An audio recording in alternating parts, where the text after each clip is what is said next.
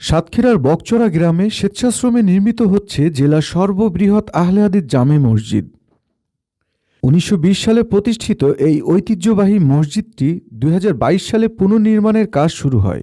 গত ৩ বছর ধরে গ্রামের মুসল্লি, যুবক, বৃদ্ধ এমনকি শিশুরাও প্রতিদিন এশার নামাজের পর থেকে গভীর রাত পর্যন্ত পরিশ্রম করে যাচ্ছেন মসজিদের নির্মাণ কাজে।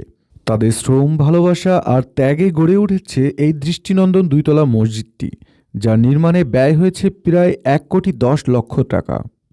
শুক্রবার সকালে ব্যাপক উৎসাহ উদ্দীপনার মধ্য দিয়ে দ্বিতীয় তলার ছাদ ঢালাই কাজের উদ্বোধন করা হয়।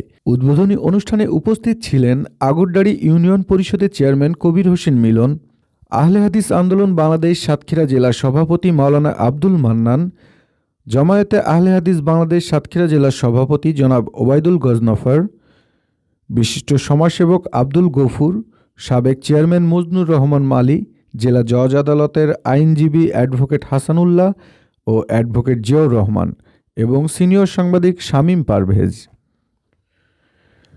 স্থানীয় জনগণের অর্থায়ন, শ্রম ও একতা দিয়ে গড়ে উঠেছে এই বিশাল ধর্মীয় স্থাপনা, যা কেবল ইবাদতের স্থান নয়, বরং গ্রামীণ ঐক্য ও বিশ্বাসের প্রতীকও বটে। বকচরা কেন্দ্রীয় আহলে হাদিস জামে মসজিদের দ্বিতীয় তলায় থাকবে মহিলাদের নামাজের আলাদা ব্যবস্থা, আধুনিক অজুখানা এবং প্রশস্ত ঈদগাহ ময়দান। গ্রামবাসীর প্রত্যাশা, সবার দোয়া ও সহযোগিতায় মসজিদটির নির্মাণ কাজ দ্রুতই সম্পন্ন হবে ইনশাআল্লাহ।